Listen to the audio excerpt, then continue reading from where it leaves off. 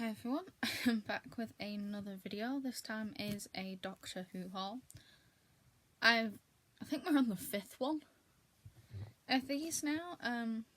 Just created some books, magazines, you name it, Doctor Who reading material. So these have come from Amazon, Vinted, at Wigan Comic Con. I think that's it. Yeah. Amazon, Vinted and Wigan Comic Con. I think. So I'm going to know in particular order with these. If I remember the stall names of where I got these from Wigan, I will mention them. So, we're going to just start off with this. This is a Radio Times magazine. This is for the 60th anniversary specials. So this has David Tennant and Catherine Tate on the front. And it also has Jodie Whittaker, Russell T Davies and Tom Baker in the inside of it as well. This came from Richie's Sci-Fi Collector's stall, I think it was. So yeah, so I've got that. You know me, anything with David Tennant on is a must. I've got Doctor Who, the official 2025 annual. This has got Millie. I can't think of her last name. Millie and Nakushti Gatwa. She's Ruby Sunday and obviously he's the 15th. So this is literally just the annual, so it has like the comics, anything about some of the villains, the Bi-Regeneration, the TARDIS, the companions, the Doctor, I think it has like comics in it as well. Yeah. So I thought that was good. Then I got the Essential Doctor Who Robots, Machines, Falls and Mechanics. This was off another stall at the Comic Con, but I didn't get a business card. So God knows what the name of it was. Yes, this has one of the clockwork thingamajigs that creep the shit out of me. These are absolutely terrifying. I hate them. I think they're awful. Like, why? Why would you want that anywhere near you? I don't know why they made them look like that. The masks are made out of fiberglass. Talking to a guy there who does the prosthetics. Not for Doctor Who. Or did he? He might have actually done them for Doctor Who. But he does prosthetics and he makes them out of fiberglass. That still doesn't make them any less terrifying because he had one there and it was awful to look at. But yes. And then we've got the Doctor Who Companion, the 11th Doctor, Volume 1. This is one of the Smilers, and I've met one of the guys on one of them. John Davey. Oh, he was great. He plays the Ood as well. Oods are like memory foam pillows on the inside. Squishy. And the Cybermen weigh about, I think it said 4 stone. Something like that. So they are heavy. But yes, this is for Matt Smith's era. This was the era I grew up with.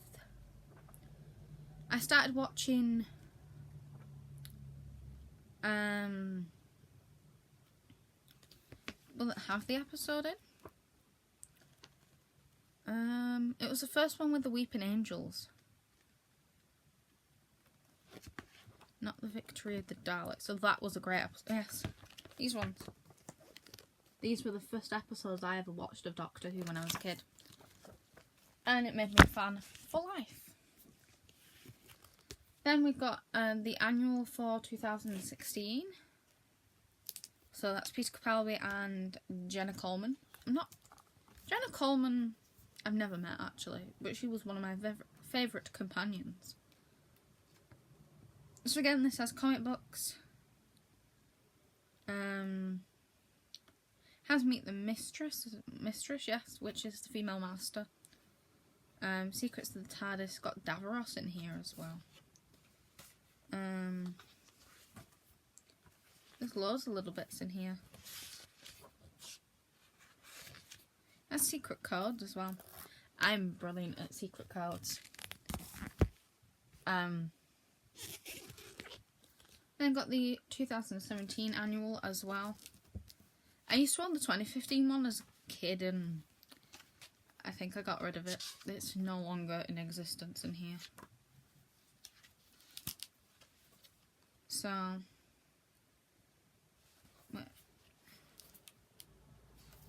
yeah, so I think I shall have to find that one again. So same concept as the other one. Like the 2024 one at some point. And then this is an old one. This one's from 1976. I was not even born. You can smell the age within the pages. Ow, my finger. Yeah, it does smell really old. Again, they follow pretty much the same concept. It has stories, pictures, strips, and then features. And this is the Tom Baker one. So, hopefully those are going to stay there. Now we move on to the books.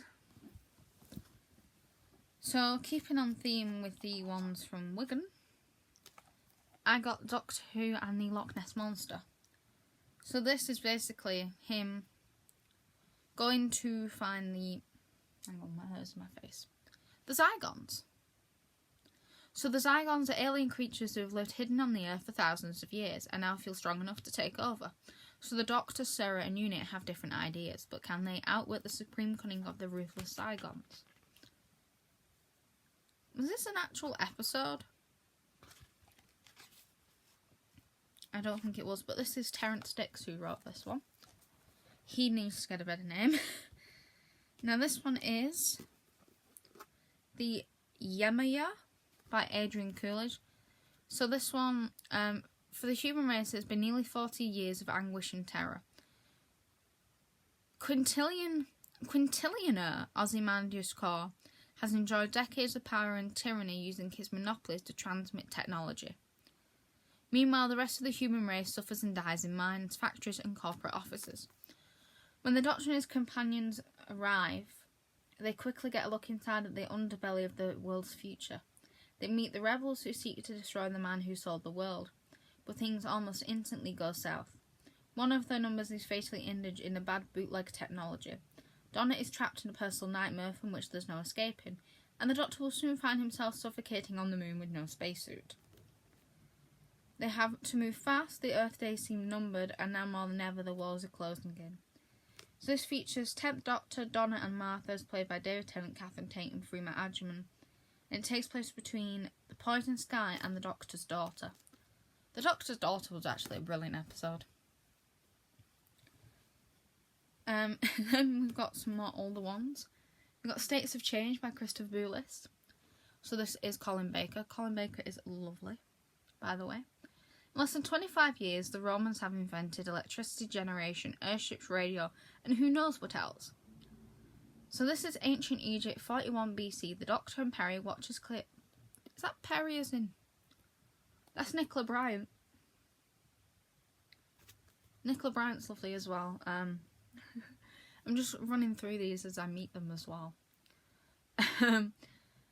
Watches Cleopatra's pleasure barge glides up the Nile in preparation for her fateful meeting with Mark Antony. An alien presence observes the TARDIS, waits for its dematerialization, and then pounces.